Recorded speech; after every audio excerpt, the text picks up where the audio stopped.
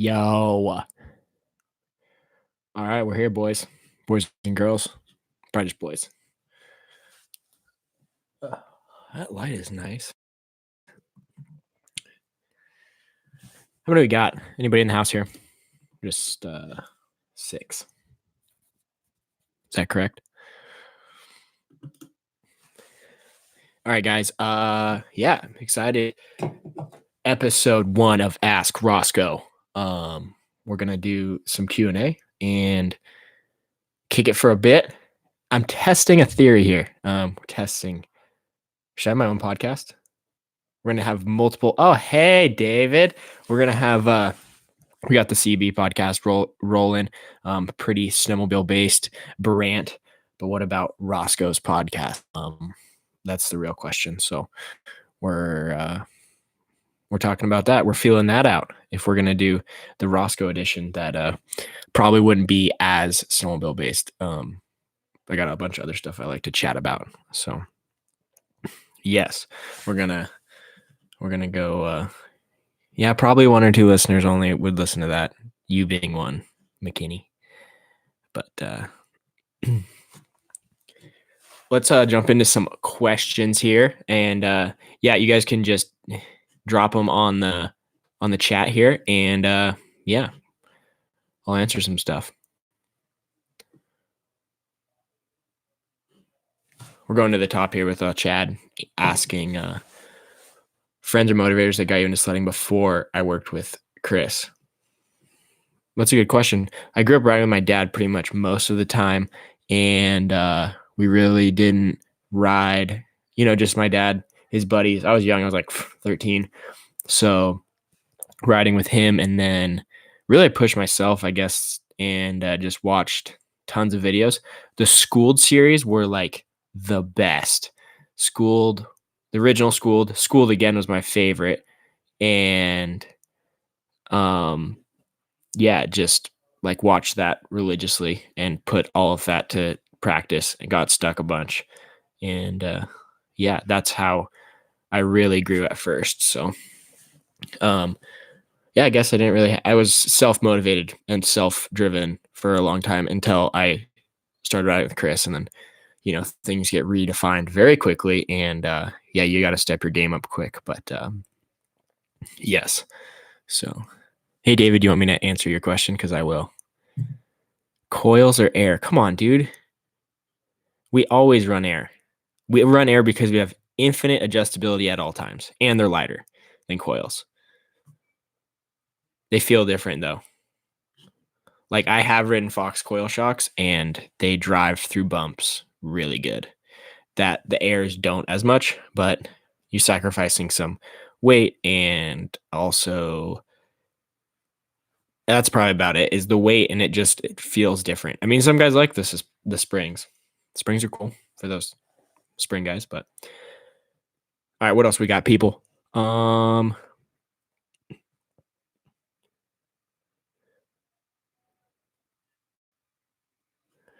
yeah, that's a good question. Talking about riding multiple days a week, really it's just like doing anything, especially if you work a job where you do like manual labor. When you first started your job, it was a ton of work, or like working out, it means the same thing. You just get kind of adjusted to it. The first like 2 weeks are pretty rough, but once you get into riding shape, then you're way more comfortable. And yeah, it just takes that time to get like acclimated to riding again and stuff like that. And we certainly do memorize riding spots. Kind of. I mean, zones, obviously we guide all the time, so we have to be we just have to know those spots, so I can have a group that is this skill level, and then I can take them into these spots. But memorizing, like sometimes memorizing, like I know where a little chute is or a little line. Brandt's the best at that, and especially if you've never been there and he can really put you in a bad spot and get you stuck. But yeah, that's what I got. But carbon fiber tunnels. I like the tech questions we got going on here. I don't know. Man, we've like experimented with some carbon fiber stuff in the past like that. And it just, the weight is hard to beat aluminum for the strength. And then also like the snow like to stick to the carbon, which you wouldn't think would happen, but it happened. And like we did like a carbon fiber insert in the back of like Chris's sled one time, but there wasn't much weight savings at the time. So, yeah, but that's the thought on carbon fiber tunnel. Carbon fiber skid is sweet. I mean, Brandt has ridden the carbon fiber tie skid a ton, and yeah, it's insane how well it's held up the last 4 or 5 seasons. He wants me to ride one, but we'll see if I get there. I think I'm too hard on him, but we'll see. Would we ever consider riding anywhere other than Grizzly? Yes. I mean, of course. It just gives us a reason to go up there to guide. We have a great place. We have a lodge, staff, everything, turnkey operation. Like, you can't ask for more than that for us as guides, and they do a super good job. So, yeah, we stick with them, and we've learned the area over the last few years, so we know what we're getting ourselves into. We know where we can take guys, and yeah. The best year of snow was, I mean, this year was insane snow-wise in Colorado. We had a scary avalanche cycle because of it, which made riding stressful mentally because you just have to be super thoughtful a lot of times on where you're riding. But yeah, this year was insane for snow. I like a lot of places around the West, and it was really good snow this year. So. Oh, what's my best advice for a kid trying to make it? That's a really good question, and a golden question that is fun to talk about because there's lots of ways to do it. There's lots of ways. Really, you have to do it your own way. The biggest thing is you have to, differentiate yourself from other people. Understand that there's lots of other people that are trying to do what you're trying to do. So how can you do it better? How can you be different? How can you bring value to people? If we're talking about like companies or sponsors, how can you bring that brand exposure? And ultimately, how can you help a sponsor sell more product or gear, whatever it may be? That's the ultimate goal for them. That's what they want out of a sponsorship or whatever. So, that's what a lot of guys want, is how do I get sponsored? It's tough. And especially now, anybody can, where's my phone? Anybody can take your phone and you can be a professional snowmobiler with like 4 photos. So, or whatever it might be. So that's why, that's why I'm doing what I do now, is trying to bring an extreme amount of value and content to everybody. So yeah, hopefully they enjoy it. What else we got? Would you ever consider a Skidoo? If they change, if there's just a couple of things about a do that we struggle with in technical riding. The terrain is just a little bit steep, and the snow is hard, especially where we ride in Colorado. The snow is really challenging for the way the Skidoo is set up. I've ridden snow where the Skidoo does great, but for what we like to do and the terrain we like to ride, the Polaris is the best. And it just gets on top of the snow, holds an edge, sticks to that edge. It's a rigid chassis, so it's very reactive to the inputs you give it, and then it's also very predictable. That's the biggest thing, is I'd say the Skidoo is not predictable where the Polaris is. The Do either wants to go up the hill or down the hill when you're side hilling, and it doesn't like to just stick to a line. So that's the biggest, that's the hardest one for me. The steering's different. I struggle with that, but the biggest thing is just the predictability of the Polaris is so incredible in technical trees. Thoughts on the Alpha? We might as well just cover them all right now.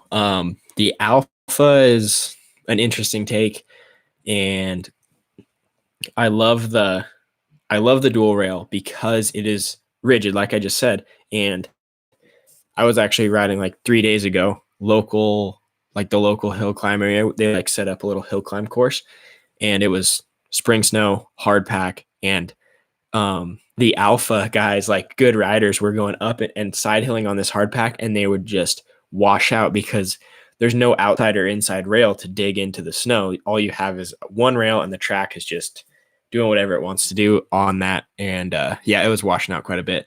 It's fun to watch, though. It was really entertaining, but it could get scary if you were in technical terrain where you couldn't mess up. So when's a vlog coming out? That's a great question. That is a great question.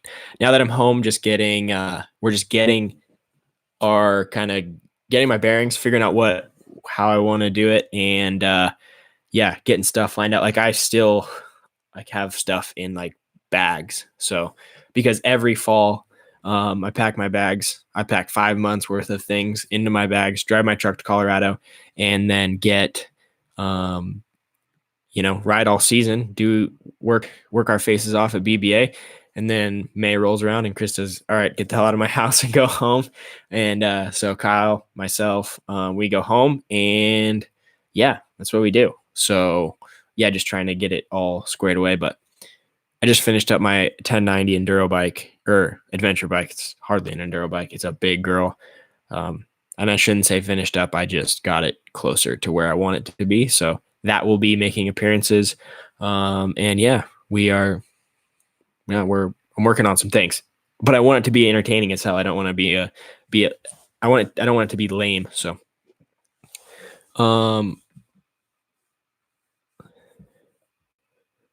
Mason, you want to pursue your dream? I mean, heck yeah, bro. I mean, that's the same thing. That's exactly what I want to do. That's what everybody, that's what I hope everybody wants to do. The biggest thing is just, you got to figure out what you want to do and then work your face off and, try different things. And, I said it just a few minutes ago, the differentiating yourself and doing things other people aren't doing or won't do.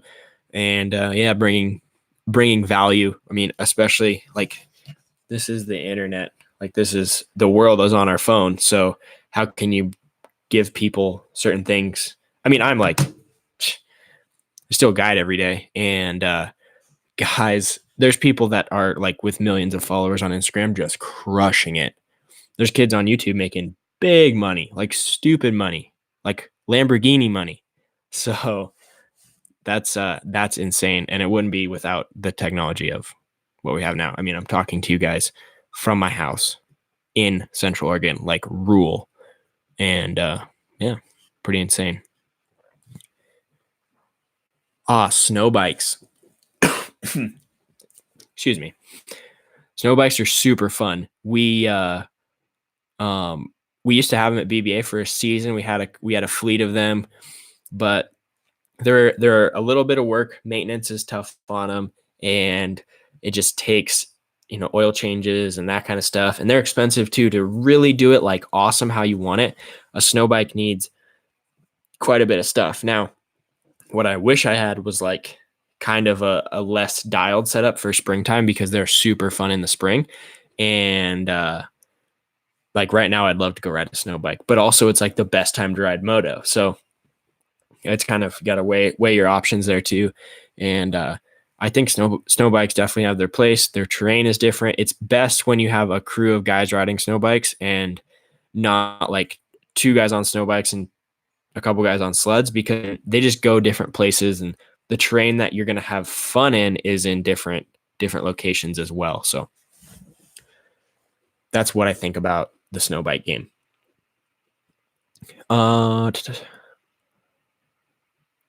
Chaos or pro?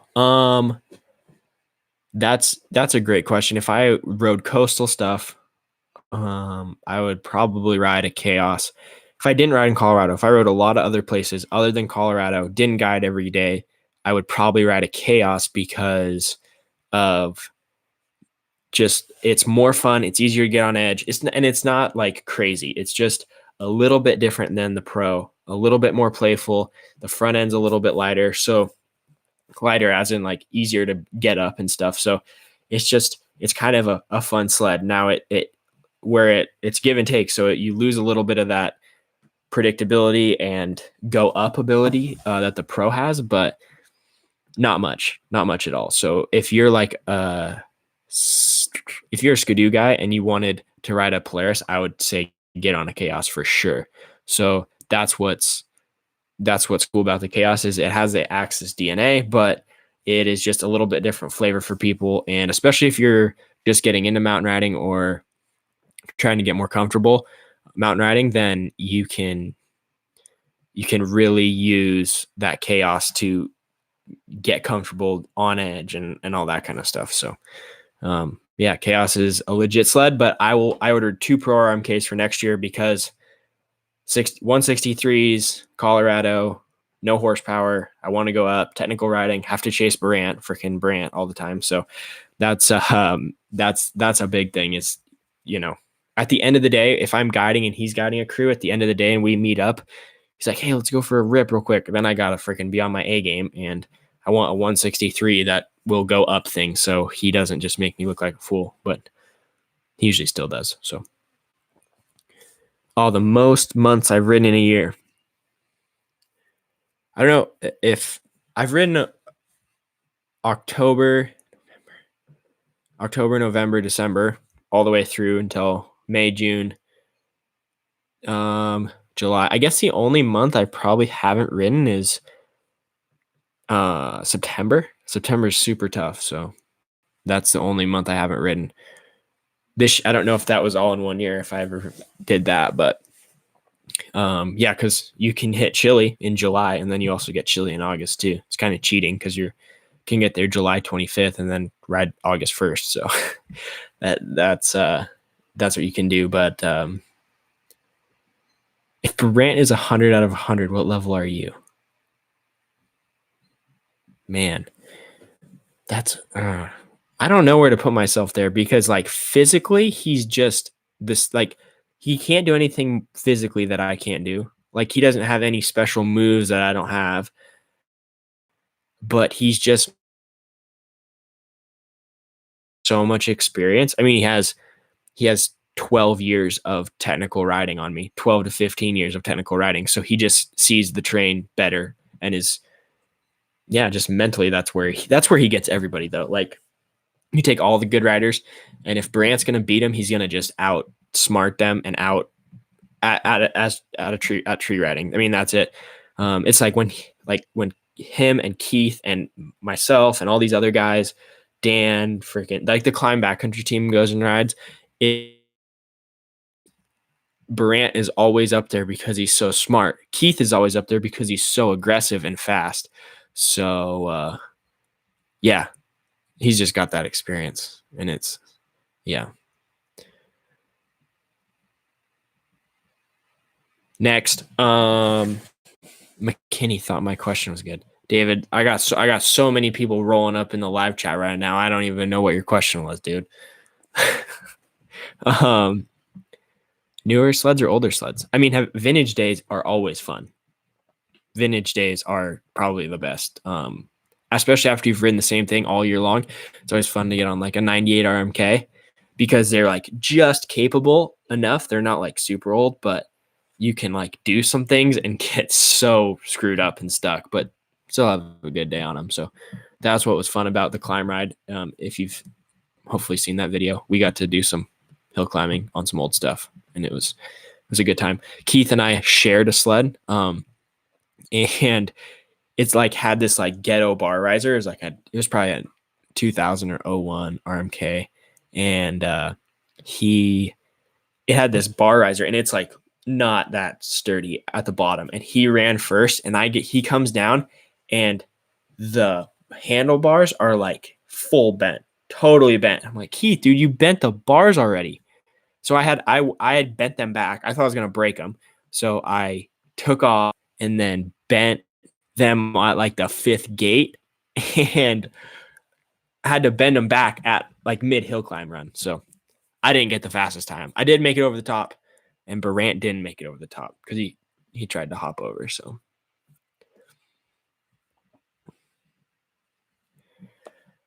Makini, I'll answer your question because we're buddies. Not sure. The one zone that you always look forward to after a reset. That's a good question. Man, there's a zone in Colorado that's called Wildcat that we go and ride, and we always usually wait until you have to wait like late season to even be able to ride it. But Brandt and I and Kyle, we're always like, dude, once it snows, like we need one more storm, and then we're going into Wildcat, or like it just has to be just right. But like it's so steep, so technical, and it has these little opening pockets that like you can get tons of elevation in. And if you don't get into those pockets, you're pretty much stuck in the bottom for the next hour and a half. So that's that's probably the best part. And new zones after a reset are super fun, especially a super deep reset. If you're talking about mountain riding, ride IK, talking about water skipping. I don't know. I don't water skip that much, honestly. I'm scared to. Straight like, especially on like one of my sleds, like if it's not deep, if it's like this thing, that is horrible. Actually, the new sleds are tough, I think, if you don't have them set up for water skipping. So yeah, I'm not on the water skip game. I have never ridden with Carl Kuster. I mean, it'd be fun too. I want to see his setup. His setup looks, I think his setup is just as crazy as ours. Just as, or I think it's the second biggest one probably in the country, or not the country, but in this like backcountry world. I think his setup is the biggest or second biggest. I don't know. I don't even know what I'm saying anymore. Would I ever try snowcross? I mean, I would, and I'd lose because those guys are fast, and it's a whole different ball game. Man, I wish growing up that like on the West there was some sort of way to race, even being on West Coast, Oregon, Washington, California, even to go hill climbing. It'd be like 10 hours, 10 to 12 hours at least every weekend to go like race hill climb. So there was really no snowmobile racing option growing up, which I wish there was, because I would have certainly loved to race hill climb or race snowcross. It'd be super fun. But yeah, I know a couple guys, mountain riders, that have gone and raced snowcross and just been like, man, it's totally different. I was just up riding the other day here, and Darren Mees shows up on his IQR race sled, and I'm jumping my sled like, just fine, my turbo. I'm scared because the snow's hard and I don't want to bend anything and break it. And he jumps like to the next county and lands flat, and the sled's fine. That's what's so cool about those things, is you can just beat the heck out of them. So how screwed up would it be if I showed up to BBA with my 146? You would struggle a lot. It's just not, our snow is so tough. And I suggest renting one of our sleds. But Ryan McConnell might give you the X-nay on that sled, because it just don't go, especially at our elevation. I mean, we're down 30% horsepower in Colorado. So it's crazy. There's just no horsepower. The snow is super sugary, very technical. That just, you have to be on your toes. Even on like a 155, 850, you can like easily get stuck anywhere. So yeah. What's my favorite place to ride? Man, I love them all. Like, it sucks. I get to ride so many places, and I'm so fortunate to ride all these places. Like, to go ride Chile is insane. So, I mean, I love Chile. I love the destination down there. I love riding McCall. Like, I always go back there because I've had a couple days in McCall that were so all time. We had one that was like myself, Andy Thomas, Cody Monroe, Phil Wybar, Keith Curtis, Stephen Darcy. Like, it was an all-star crew. Trace Tupper. There was like 8 of us, and we were all on turbos, and it snowed 1.5 feet overnight, and it was all time. So that was one of the best days. So I always like remember that day and go back to it. So I would certainly go ride Alaska, though. I mean, yeah, it's just, when will that opportunity present itself? We'll see, because we have from January 1 until like April 15th to like do our deal in Colorado, guide as many people as possible, and really just get the most out of the season. So anything around that is tough to implement. So I mean that's why Chile works for us, because we can go down there in January and we're not losing any business midwinter for Chris. So next level riding clinics versus BBA. Well, Dan's I've never been to Dan's setup, but it's legit. He is an amazing teacher. He's so dialed about what he does, and he is really good at his job. And he's more teaching clinics. He has a lot more avalanche stuff. We are more ride. We're more riding with teaching the first day. Like the first day, we're like drill sergeants trying to implement some things, help guys become better riders, and then then day 2 is more teaching, but a little bit more adventure riding, get it pushing into new zones. Day 3 is really what guys want, whatever they want out of it. So if they want to go push themselves, we'll go push them, get stuck all day. If they want to just go ride, ride and learn more. If they want to do, day 3 of boot camp, learn more, we'll do that too. So really whatever our guys want out of it. That's kind of what we're here for. So yeah. So boost in the chaos, heck yeah. Super fun, like 12 pounds and over backwards. But Samuel, I only ride Polaris because we work with them through Chris, Brandt's Backcountry Adventure. I'm a Polaris ambassador. Brandt is what they call a train dominator, and they obviously help us with our fleet every year. And it's just a product we believe in and love. And they listen to rider feedback, rider input, and that's why we love the platform. So it's pretty awesome. But holy smokes, 27 minutes later. Well, guys, that's about all I got right now. 27 minutes, solid. I appreciate everybody rolling up. So yeah, we're talking right now. We got the Q&A going. The last question I want to ask you guys is, if I launched the podcast, Roscoe's Pod, it'd be called Mountains Project. I actually kind of have Mountains Project sitting there just in idle, waiting to be kickstarted. But would be interviewing some of my buddies, people outside of the snowmobile industry for sure, but also some of my riding buddies as well, talking about, things. I have an interest with guys in other industries, specifically athletes, on how they got to where they are and what they did. So especially Central Oregon has some absolutely insane athletes. So what if I interviewed some of those guys? That's what I want to do. But yeah, thank you guys for tuning in. And maybe we'll do this again. It's fun. Appreciate you guys showing up. 65 people right now. You the best. We'll see you guys later.